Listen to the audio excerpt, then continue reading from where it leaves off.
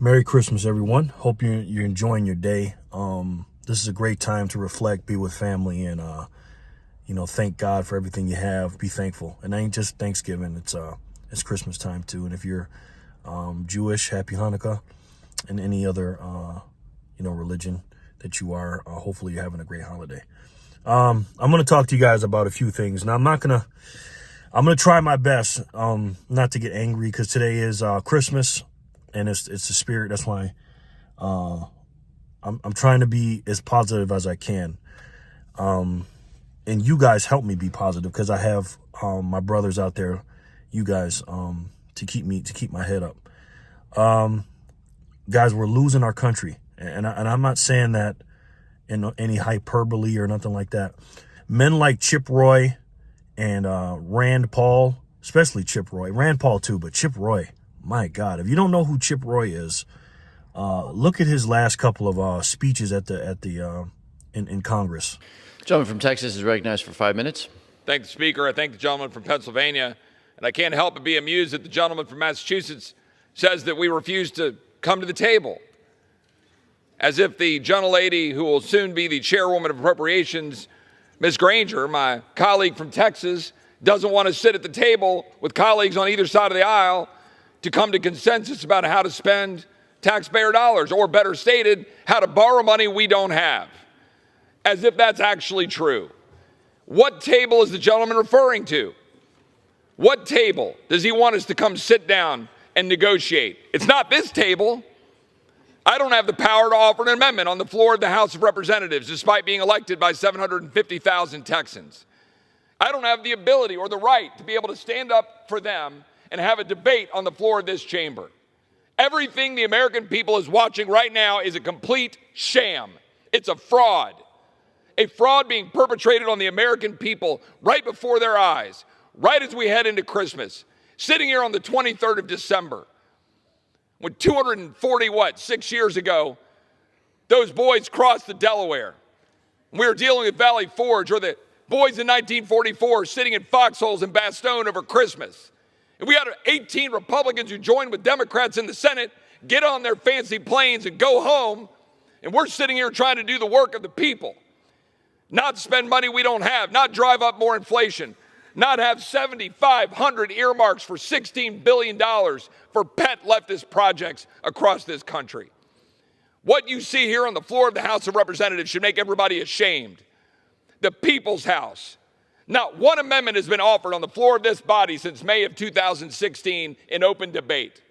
The gentleman from Massachusetts dares to impugn the character of the Appropriations Chairwoman Kay Granger and those Republicans he says won't sit at the table, when in fact what you see here is a 4,100-page bill cooked up by a handful of people behind closed doors, brought before the Rules Committee with no ability to offer an amendment, no ability to debate, no actual discussion on the People's House floor.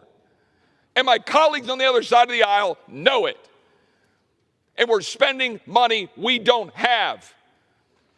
Go home and sell your projects. Go home and talk about all the pork you're bringing home. But you're destroying the United States of America. Absolutely destroying this body. The American people did not send us here to do that. My colleagues on the other side of the aisle know that.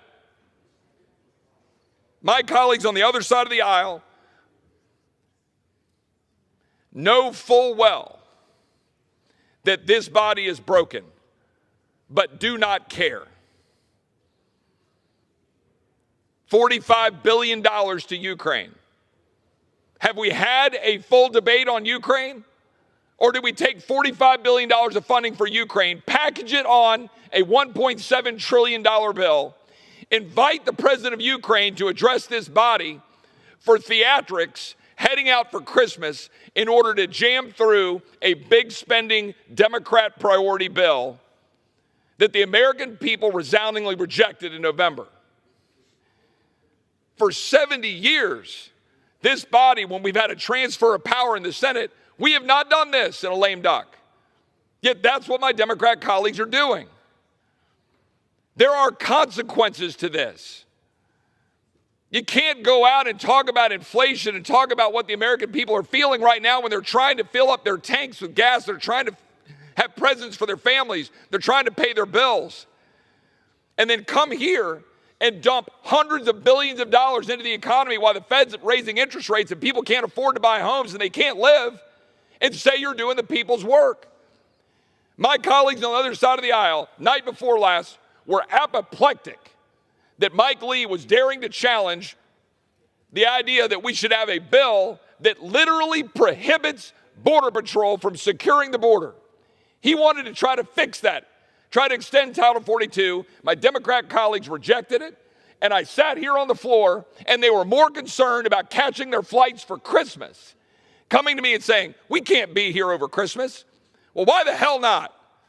The American people deserve us to be here over Christmas, actually fighting for them, instead of trying to catch planes while half this body are going to vote by proxy. Half this body's not even going to be here, and they're lying.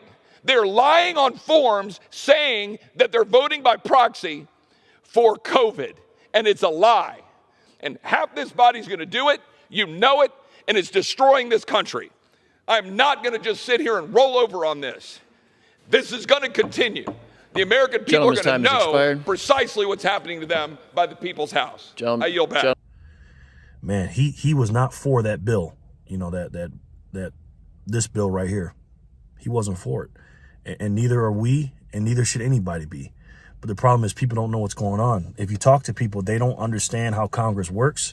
They don't know anything about the House of Representatives. They don't know about the Senate. You know, House Representative has 435 people. Senate has 100 people every 6 years. They get a reelected House is every 2 years. It's the House of Representatives. They're supposed to represent us. And then what happened to Kari Lake? Tonight, Arizona Republican gubernatorial candidate Kari Lake is vowing to fight on. This after today, a Maricopa County judge shut down her lawsuit to overturn the results of last month's general election. Lake claimed that issues with tabulators and ballot printers on Election Day were caused intentionally by election workers, costing her the election. Lake lost to current Secretary of State and Governor-elect Katie Hobbs by more than 17,000 votes. That ruling from Maricopa County Superior Court Judge Peter Thompson came after a two-day hearing earlier this week. Thompson said there was no clear or convincing evidence of widespread misconduct and confirmed Hobbs as the governor-elect. After that ruling today, Lake issued a statement on Twitter saying that the case proved that elections are run outside of the law. She went on to say that she does plan to appeal that ruling. Meanwhile, Maricopa County Board Chairman Bill Gates also issuing a statement today saying in part, quote, the lawsuit was never about well-pled facts and evidence. Instead, it was the continuation of a made-for-TV tirade from a candidate who cannot or will not accept the fact that she lost, end quote. I predicted this in the other video. What did I tell you guys? That Kari Lake was going to lose it. So Kari Lake's in court. They got a lot of things going on. I'll make a video about that. But I have a funny feeling that, you know, 8 out of the 10 gripes that she had, they dismissed them, the judge. But the 2 out of 10 that are strong ones, they're going to consider those. And it looked good in court today. It really did. But unfortunately, I don't believe in this machine, the machine of control and power and everything else. And I don't know anything about this judge. But I think what they're doing, this is what my thought, this is my little conspiracy theory.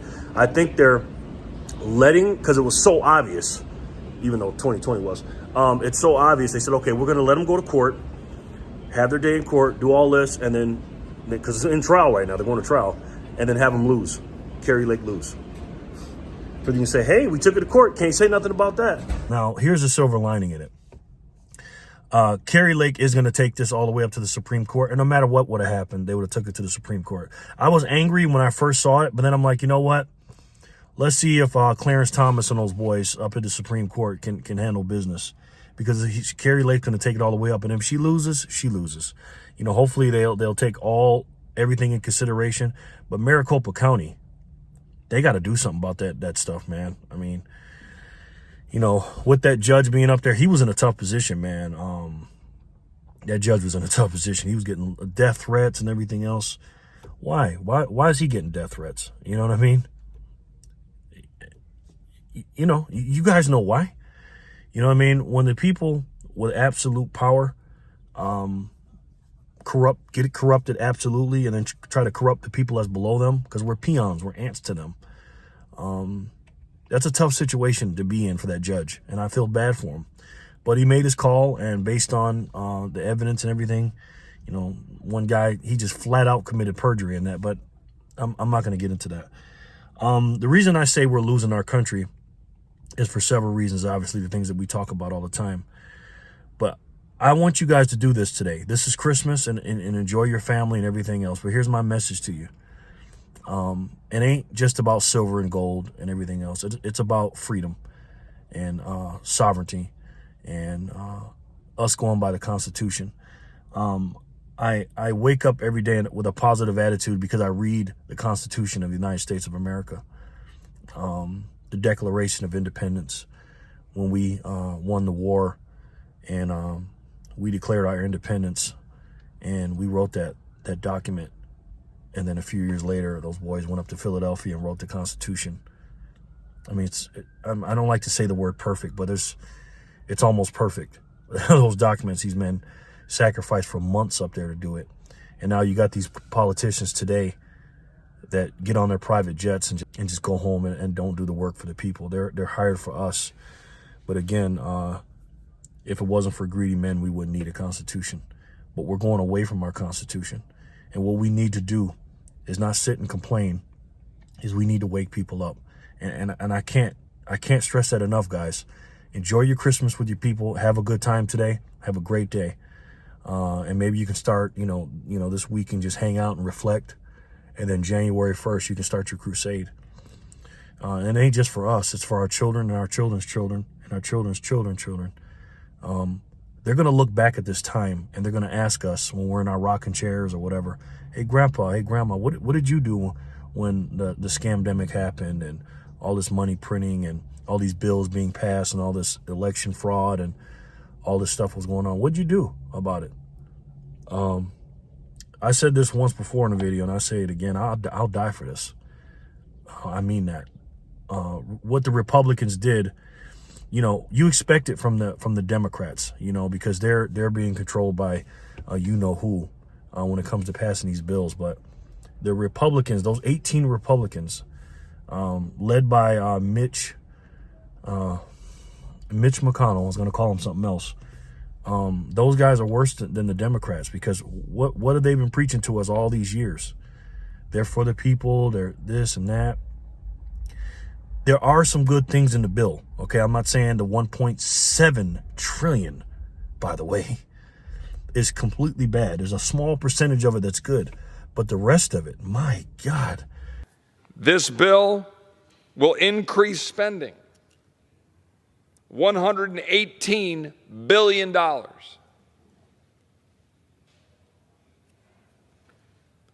This bill has $45 billion for the country of Ukraine.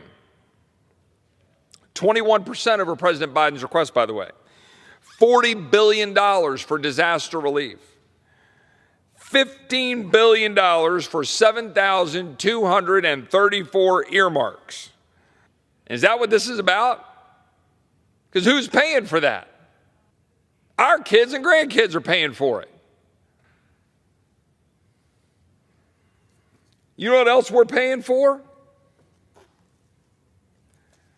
We are paying for $500,000 to the Long Island Gay and Lesbian Youth Incorporated, $113,000 to the LGBT Center of Greater Reading, Pennsylvania, $1.5 million for the Loft LGBTQ Community Center New Home Project in New York, which I got excoriated as somehow being hateful for tweeting that out earlier by one of my colleagues. Now, hold on a second. So I'm hateful for raising whether or not we should have $1.5 million set aside for a Loft Community Center in New York that is then divvied up by both age and sexual identity or preference. Okay, I'm the bad guy for thinking that maybe taxpayers are thinking, why are we doing that? $750,000 for New York-based In Our Own Voices, Inc., which aims to strengthen the voices of LGBT people of color and increase their capacity for combating oppression and marginalization. $250,000 to support Wisconsin's first-in-the-nation gay rights law book and archive. How about the climate agenda? $1.3 million for workforce development activities at a climate change education center in the Los Angeles Community College District.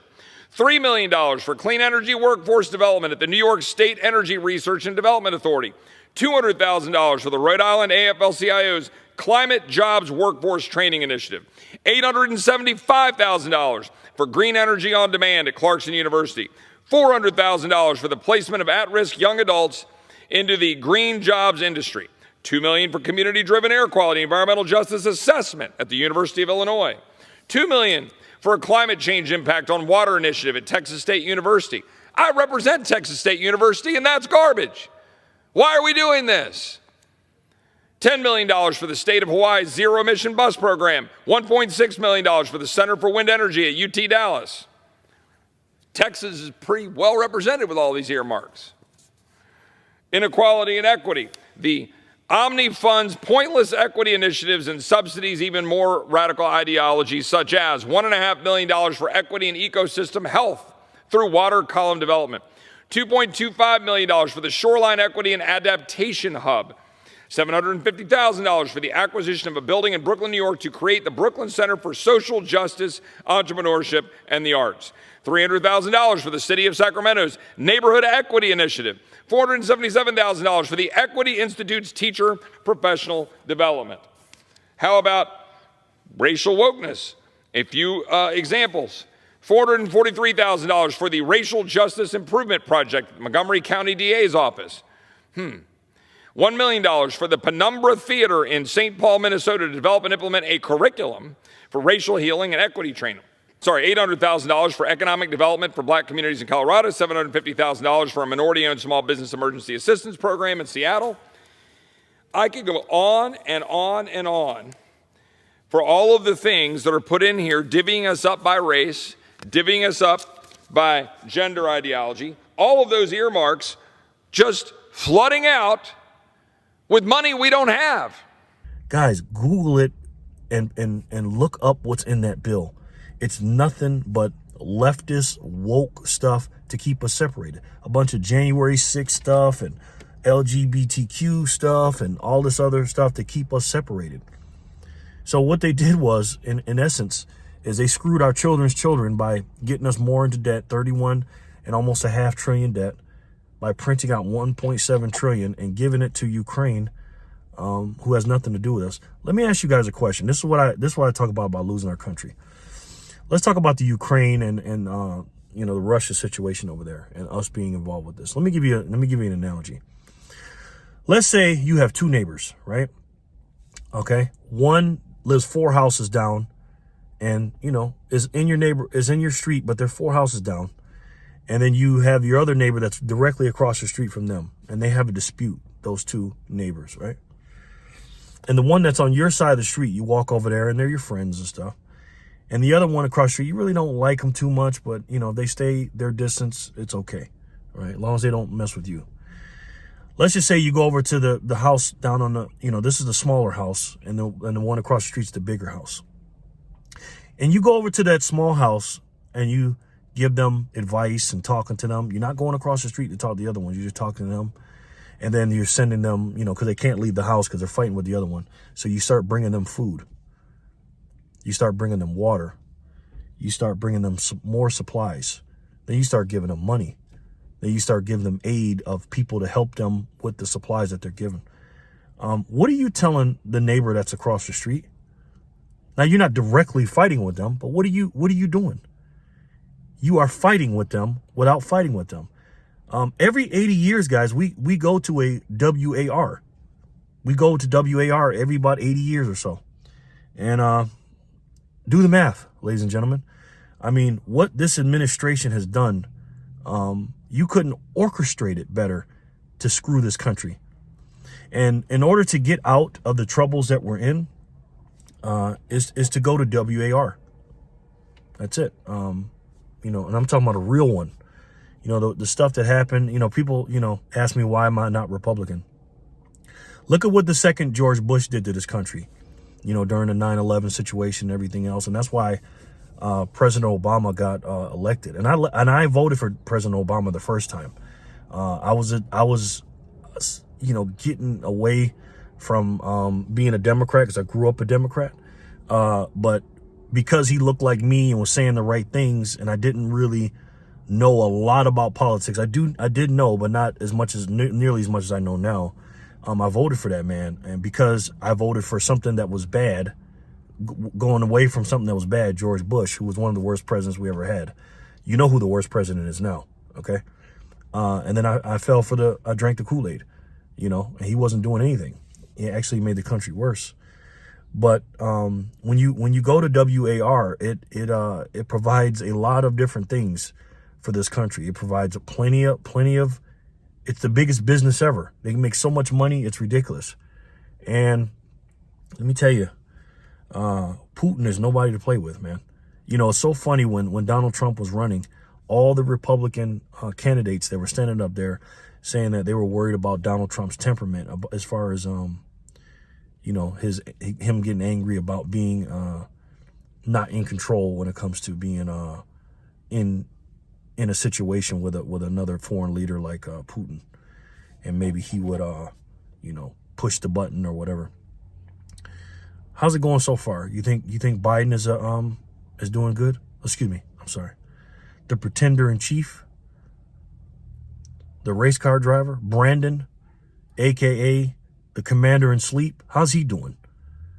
This guy is absolutely, by far, I don't know, Jimmy Carter, whoever you put in the list, he is by far the worst president we've ever had, and it's not even close. I'm not saying Donald Trump was perfect, because he is not. No one is perfect. You can take anyone. Look at Thomas Jefferson and John Adams, the number 2 and number 3 presidents. Those guys did not get along at all. And what they would do is they would smear each other back and forth. Chip Roy said it best. He said, "I'm here to serve the people. I don't give a damn about our friendships with these people." When he was talking in front of Congress, and he was going off, and I seen a couple of guys in the background whispering and laughing, I'm just like, he's saying the most realest stuff, but nobody's even in there, and nobody's watching to listen to him. Guys, I need you to help me and help our children and help each other to stand up and wake people up. And we need to compound this information. Every day, my goal is to tell 2 people about what's going on in the United States. Not just about gold and silver. I use that as a conduit or a way to get them through the door. But I want to wake them up slowly but surely. And if I can convince 2 people that this shit is crazy, that helps. But that's step 1. But step 2 is you tell those 2 people to tell 2 people. That is so important. It ain't about Democrats. It's not about Republicans. It's not who you like or dislike. Republicans are just as bad. It doesn't matter if you're on the left wing or the right wing. It's still the same chicken. We need to be Americans. We need to be a constitutional institute of 50 states united that go by the Constitution, not by what you want or what can line your pockets. Guys, you got to go out there every single day, January 1st, 2023, every single day, and I want you to tell 2 people about what's going on out here. Whether you use gold and silver to do it, whatever, we need to wake these people up and then stay in contact with them and have those 2 turn into 2 more, which would be 4, and then 4 to 8, 8 to 16, 16 to 32, etc., etc., etc. You guys have a Merry Christmas. I love each and every one of you. I want you to reflect this week, and I want you to wake people up 2 a day. That's all I'm asking, guys. 2 a day, please. We got to take our country back, man. I know I joke around and play around and stuff like that, but this is, I am so serious. I'm dedicating my life to this, man. And yeah, I work my ass off individually from my family and stuff like that. And I do that, but while I'm working from my family, I'm still working for the people. I'm working for this country, and I'm working for our future. Again, before I let you go, I want you to think about this one more time. What are you going to tell your grandkids you did when this stuff was going on? Because this is a crazy time in our life, and when it started in March of 2020. What did you do? Write your story now. And when you're sitting in your rocking chair, every single thing you do from now until that day you're sitting in a rocking chair telling your grandkids, Make sure it's a good story. Make sure you put everything you can into taking our country back. All right, guys, I'll talk to you soon. Merry Christmas. I love each and every one of you. If you like my videos, hit the like button. Only if you like it. If you're feeling what I'm saying, and if you want to start by sharing some stuff, share this video. Because we need to do what we got to do. And you guys start making YouTube videos. Take your favorite YouTube videos that you like about freedom or decentralized assets or the Constitution or taking our country back or whatever, and send it to people or talk to them one-on-one. But whatever you got to do it. All right? Merry Christmas. I love you guys, and I'll talk to you soon. Peace and love.